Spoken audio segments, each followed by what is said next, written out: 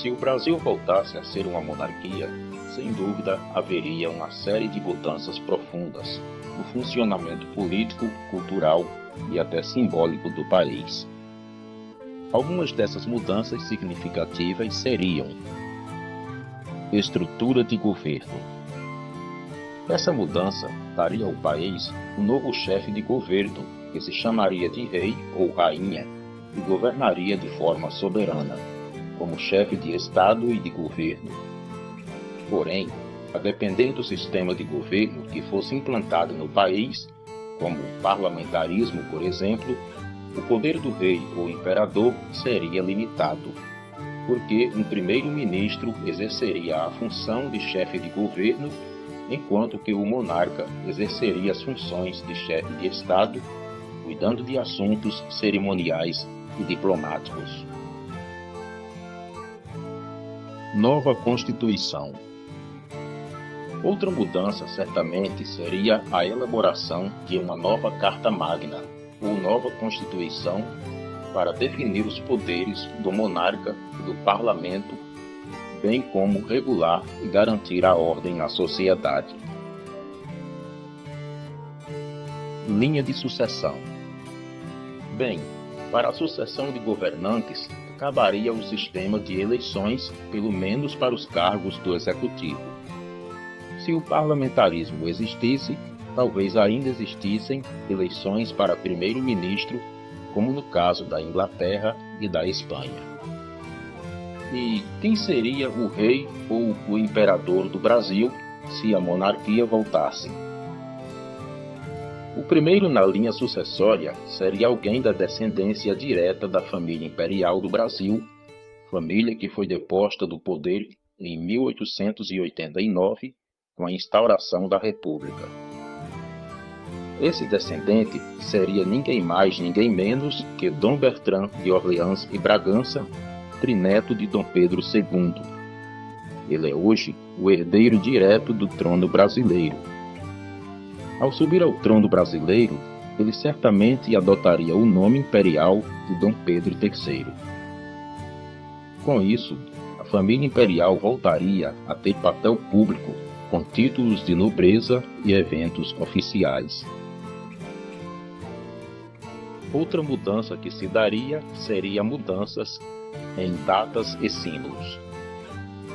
Também não podemos esquecer dessas mudanças que haveria nos feriados do país, como, por exemplo, feriados como a proclamação da República em 15 de novembro, que talvez fosse riscado do calendário.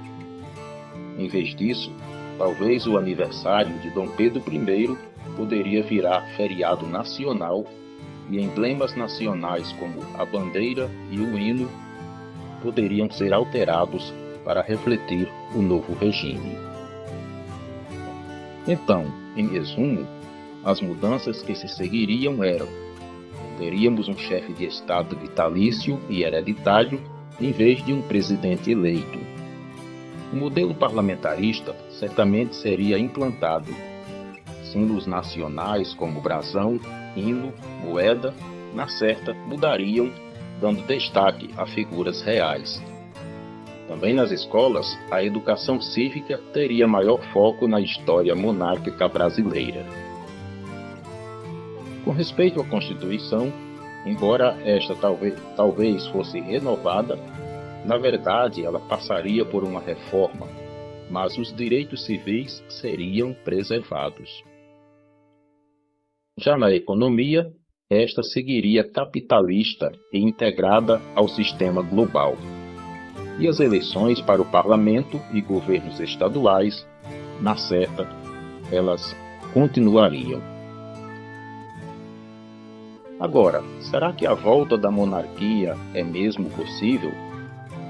Olha, se vai acontecer ou não, a realidade é que existe um movimento, sim, pela volta da monarquia. Você deve lembrar que em 1993 houve um plebiscito no Brasil para escolher entre monarquia ou república. O resultado foi que 66% votaram pela república, enquanto 13% escolheram a monarquia. O parlamentarismo foi rejeitado de vez. Hoje, uma proposta com mais de 30 mil assinaturas já foi enviada ao Senado pedindo plebiscito para 2026 sobre o retorno da monarquia. Especialistas divergem sobre a legalidade de um novo plebiscito, já que o de 1993 rejeitou a monarquia com apenas 10% dos votos. E os prós e contras?